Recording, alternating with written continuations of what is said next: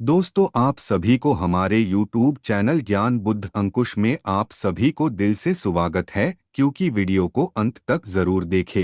एक दिन गौतम बुद्ध ने कहा, ठीक है, तुम दक्षिण दिशा में भिक्षा मांगने जाओ, यही तुम्हारी अंतिम परीक्षा है। अगले ही दिन भिक्षु ने व्याकुल होकर कहा, मुझसे बड़ी गलती हो गई, लेकिन अब मैं फिर से उस दिशा में भिक्षा मांगने नहीं जाऊंगा। नमस्कार दोस्तों, इस चैनल पर हम महात्मा बुद्ध जी रिलेटेड और जानकारी वीडियोस लेकर आते हैं, जो आपके लिए एक लाइफ चेंजिंग स्टोरी होती है।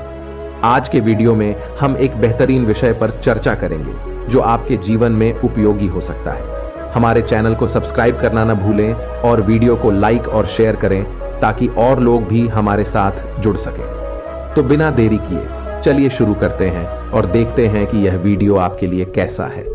धन्यवाद। यह कहानी एक बड़े प्रदेश के राजकुमार की है, जिसने अपना राजमहल और सारी संपत्ति त्याग कर बौद्ध संघ में प्रवेश किया। प्रारंभिक दिनों में नए भिक्षु ध्यान करना सीखते थे और गौतम बुद्ध उन्हें भिक्षा मांगने भेजते थे, ताकि उनका अहंकार कम हो और वे विनम्र बन सकें। संघ में आने के कुछ समय बाद राजकुमार भी भिक्षाटन पर जाने लगा। शुरुआत में सब ठीक था, लेकिन कुछ ही दिनों में एक घटना घटी, जिससे राजकुमार विचलित हो गया और उसने भिक्षाटन पर जाने से मना कर दिया। भिक्षाटन का नियम था कि भिक्षु केवल 2 घरों में भिक्षा मांग सकते थे, और यदि उन्हें वहां भिक्षा नहीं मिलती तो वे आश्रम लौटकर केवल जल ग्रहण करते। एक बार राजकुमार भिक्षु नगर में भिक्षा मांगने निकला, लेकिन उसे भिक्षा नहीं मिली। शुरू में राजकुमार भिक्षु को निराशा हुई, परंतु कुछ ही पलों में उसका मन शांत हो गया, जैसे कुछ हुआ ही ना हो।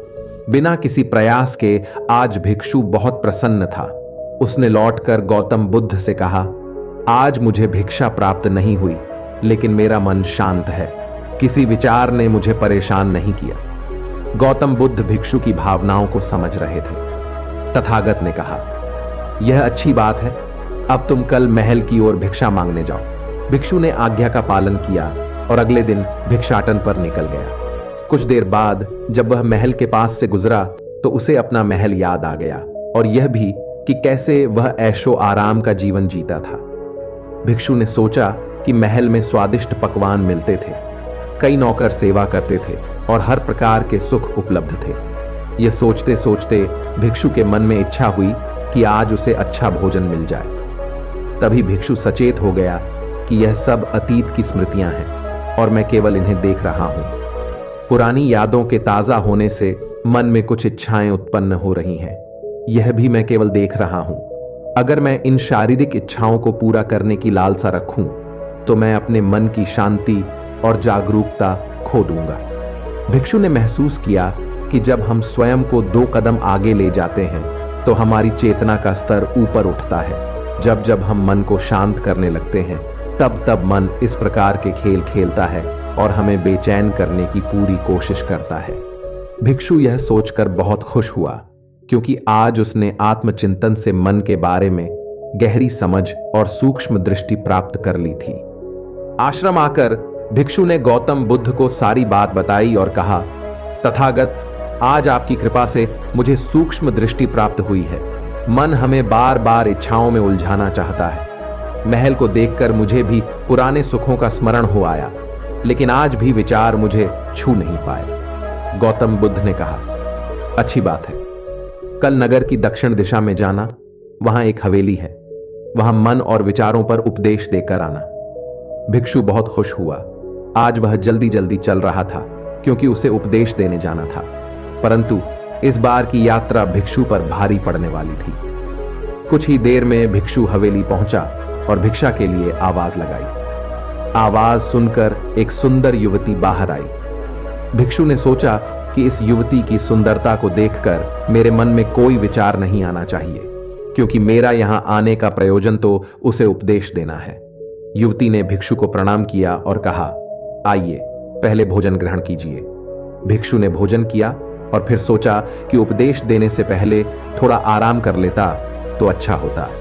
भिक्षु यह सब सोच ही रहा था, तभी युवती ने कहा, श्रीमान, आपने अभी अभी अन्न ग्रहण किया है, अब थोड़ा आराम कर लीजिए, फिर उपदेश शुरू कीजिए।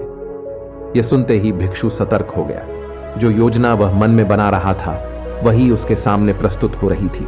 यह महिला वह सब बिना बताए करती जा रही थी। भिक्षु ने सोचा, यह सब संयोग है। यहां लोग भोजन के बाद आराम करते होंगे। फिर भिक्षु आराम करने लेट गया और विचार करने लगा कि महिला कितनी समझदार है और उसकी सुंदरता बेजोड़ है।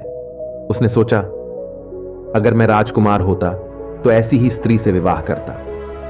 भिक्षु के मन में ऐसे ही कुछ विचार चल रहे थे। तभी युवती फिर से आई और बोली, अगर आप राजकुमार होते तो मुझे उपदेश कैसे देते? भिक्षु जी, आप तो मुझे उपदेश देने आए थे ना। युवती का इतना कहते ही भिक्षु को स्पष्ट हो गया कि युवती तो उसके मन को पढ़ सकती है। भिक्षु घबरा गया और हाथ जोड़कर पूछा, क्या आप मेरा मन पढ़ सकती हैं? युवती ने कहा, क्षमा कीजिए, ध्यान करते करते मेरा मन शांत हो गया है, इसलिए बड़ी आसानी से मुझे दूसरों के विचार अपने आप महसूस हो जाते हैं, उनकी भावनाएं समझ आ जाती हैं।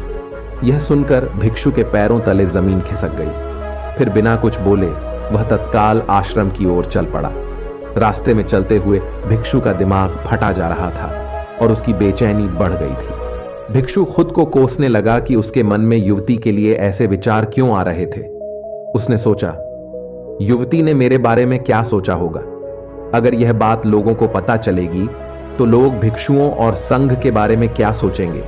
आज भिक्षु बहुत लज्जित महसूस कर रहा था और थोड़ी ही देर में वह आश्रम पहुंच गया। जब भिक्षु गौतम बुद्ध के सामने पहुंचा तो तथागत ने देखा कि उसके चेहरे की रौनक जा चुकी है और दोनों कंधे झुके हुए थे। भिक्षु ने बुद्ध से कहा, अब मैं कभी भिक्षा के लिए नहीं जाऊंगा। तथागत ने कहा, पहले आराम से बैठो और मुझे बताओ कि तुम्हारी चाल में इतनी थकान क्यों है? आज तुम्हारे चेहरे पर तेज की जगह ग्लानि की भावना क्यों है? गौतम बुद्ध ने पूछा।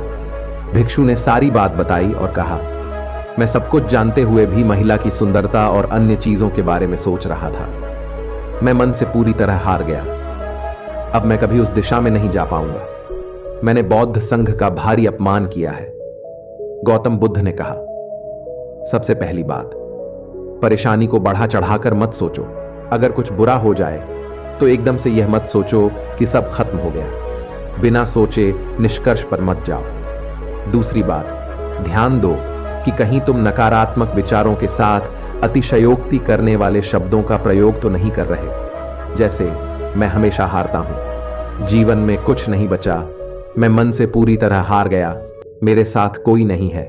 राजकुमार भिक्षु ने पूछा, अगर मैंने अपने मन को जीत लिया था तो फिर मन ने मुझे परेशान क्यों किया? गौतम बुद्ध ने उत्तर दिया, सबसे पहले यह समझो कि विचार पैदा कैसे होते हैं। पहले बाहर कुछ होता है, फिर उस घटना के प्रति अंतर्मन ने प्रतिक्रिया की। इस कारण शरीर में भावना या सनसनी पैदा हुई। फिर इस अनुभव या भावना के प्रति तुम्हारे जागरूक मन ने अर्थात सचेत मन ने प्रतिक्रिया की।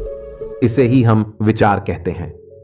यह समझने के बाद भिक्षु को उसके मन के विचारों की गहराई समझने में मदद मिली और उसे अपने विचारों को संयमित और स्वीकार्य बनाने के लिए संज्ञान बढ़ाने की दिशा मिली। भिक्षु ने पूछा, हमें परेशान करने की विचारों में इतनी शक्ति आती कहां से है? गौतम बुद्ध ने उत्तर दिया, हम खुद विचारों को यह शक्ति प्रदान करते हैं। जब आप प्रलय और सही गलत की पहचान लगाकर विचारों को देखते हो तो उनके प्रति प्रतिक्रिया करने लगते हो। एक विचार के साथ अन्य विचार भी सोचने लगते हो। जब तक आप खुद के लिए निर्णय करोगे तब तक मन आपको नीचा दिखाकर प्रभाव डालता रहेगा। भिक्षु ने पूछा, फिर मन शांत कैसे होगा? गौतम बुद्ध ने उत्तर दिया, अगर विचार है तो शरीर में भावना भी महसूस हो रही है। हर विचार भावना के साथ प्रकट होता है। अगर आप अश्लील विचार महसूस कर रहे हो तो इसका मतलब है कि शरीर में एक भावना यानी संवेदना भी महसूस हो रही है। फिर आप उसके बारे में सोच रहे हो या प्रतिक्रिया कर रहे हो। इसी बात में मन को शांत करने का तरीका छिपा है। हर विचार को देखना कठिन है क्योंकि विचारों का वेग तेज है, लेकिन शरीर में महसूस हो रही भावना यानी संवेदना को देखना आसान है। आपने यह बहुत ही गहराई से समझाया है कि विचारों का हमारे मन और शरीर पर कैसा प्रभाव पड़ता है। विचारों को सिर्फ देखना और उन पर निष्कर्ष निकालना हमारे भावनात्मक और मानसिक स्वास्थ्य के लिए महत्वपूर्ण है। आपने समझाया कि जब हम अपने विचारों को निष्कर्ष बिना प्रलय के करते हैं तो हमारा मन और अंतर्मन स्वस्थ और शांत होता है। विचारों को सिर्फ देखने से हमें यह भी पता चलता है कि हमारे मन के अंतर्मन में कैसे अन्य भावनाएं और संवेदनाएं उत्पन्न होती हैं। इस प्रक्रिया से हमें यह भी जागरूकता होती है कि विचारों का सामर्थ्य हमारे जीवन को कैसे प्रभावित करता है और हम कैसे इन विचारों से दूर रह सकते हैं। इस विचारशीलता और सचेतता में हमारी ताकत छुपी है, जो हमें हमेशा अपने स्वास्थ्य और शांति की दिशा में ले जाती है। यह कहानी बहुत ही प्रेरणादायक है, जो दिखाती है कि अंतर्मन की शक्ति से हम अपने विचारों को नियंत्रित कर सकते हैं।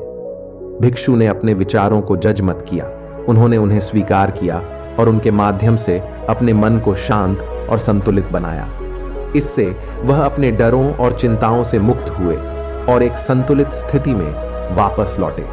यह सिखाता है कि हमारी शक्ति हमारे अंतर्मन में है और हम अपने विचारों को स्वीकार कर सकते हैं बिना उन्हें जजमेंट दिए। इस प्रकार हम अपने मानसिक स्वास्थ्य को संरक्षित रख सकते हैं और अपने अंतर्मन की गहराइयों में शांति प्राप्त कर सकते हैं। आपने अपने अनुभवों को बहुत ही सुंदर ढंग से व्यक्त किया है। इससे बहुत से लोगों को प्रेरणा मिलेगी कि वे भी अपने विचारों को स्वीकार कर सकते हैं और अपने अंतर्मन की शांति का अनुभव कर सकते हैं। अगर आपको हमारा यह वीडियो पसंद आया हो तो कृपया इसे लाइक करना न भूलें। आपका एक लाइक हमें और भी बेहतरीन कंटेंट बनाने के लिए प्रेरित करता है। इसके साथ ही अगर आपने अभी तक हमारे चैनल को सब्सक्राइब नहीं किया है तो तुरंत सब्सक्राइब बटन को दबाएं। सब्सक्राइब करने से आपको हमारे नए वीडियो की नोटिफिकेशन सबसे पहले मिलेगी और आप कोई भी नया अपडेट मिस नहीं करेंगे। धन्यवाद।